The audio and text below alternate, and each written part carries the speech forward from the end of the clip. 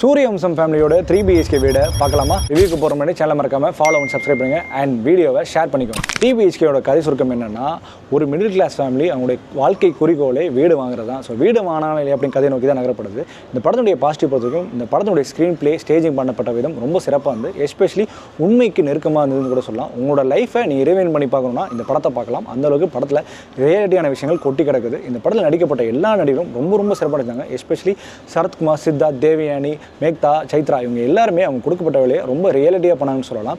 And இந்த படத்தில் வந்து பார்த்தீங்கன்னா இந்த டிவோர்ஸ் பற்றி ஒரு விஷயம் பேசியிருப்பாங்க. எஸ்பெஷலி இப்போ ரீசெண்டாக வந்து பார்த்தீங்கன்னா டவுரி பிரச்சனையில் ஒரு பொண்ணு சூசைட்டில் இறந்தது இல்லையா?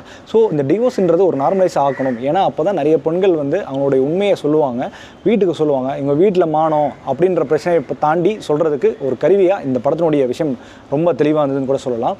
அண்ட் இந்த படத்தில் பிரச்சனைகள் நான் பார்க்க வரைக்கும் பார்த்தீங்கன்னா தேவயானியோட கேரக்டர் இன்னுமே கொஞ்சம் அழுத்தமாக இருக்கலாம் அப்படின்ற மாதிரி தோணுது. அண்ட் ஃபர்ஸ்ட் ஆஃப் ரொம்ப ரியலிஸ்டிக்காகவும், செகண்ட் ஆஃப் கொஞ்சம் ட்ராமேட்டிக்காகவும், எஸ்பெஷலி கொஞ்சம் செக்மெண்ட்டாக போகிற மாதிரி ஃபீல் ஆச்சு. மற்றபடி இந்த படம் வந்து பார்த்தீங்கன்னா கண்டிப்பாக உங்களுக்கு எல்லாருக்கும் பிடிக்கக்கூடிய படம். இந்த படம் இப்போ தியேட்டர்ஸில் அவைலபிளாக வர 4ஆம் தேதியிலேருந்து இருக்குது. ஸோ இந்த படத்துக்கு நாம் கொடுக்குற ரேட்டிங் என்ன அப்படின்னா 5க்கு 3.5. இந்த மாதிரியான மூவி ரிவ்யூஸ்க்கு, மூவி ரெக்கமெண்டேஷனுக்கு நம்ம சேனலை தொடர்ந்து ஃபாலோ பண்ணிக்கோங்க.